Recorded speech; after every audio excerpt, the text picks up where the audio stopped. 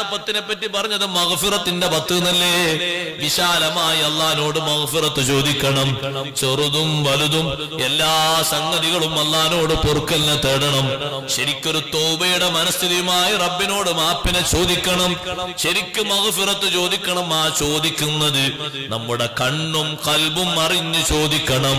അങ്ങനെ ചോദിക്കുമ്പോ അല്ലാഹു തആല നമ്മുടെ ഉദ്ദേശം പൂർത്തീകരിച്ചു തരും.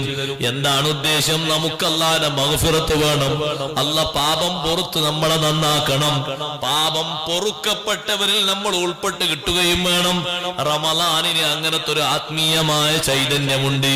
അത് ശരിയായി ചോദിച്ച് ഉൾക്കൊള്ളുന്ന ആളുകൾക്ക് വല്ലാത്ത ഹരമാണ്. ചോദിച്ചാൽ അല്ലാഹ് പുറത്തു തരൂലേ? പുറത്തു തരും. നാട്ടുകാരൊന്നും പൊറുക്കൂല എന്ന് പറഞ്ഞാലും അല്ലാഹു തആല പുറത്തു തരും. ആ പുറത്തു തരാൻ ഒറ്റ കാരണമാണ് ചോദിക്കുന്ന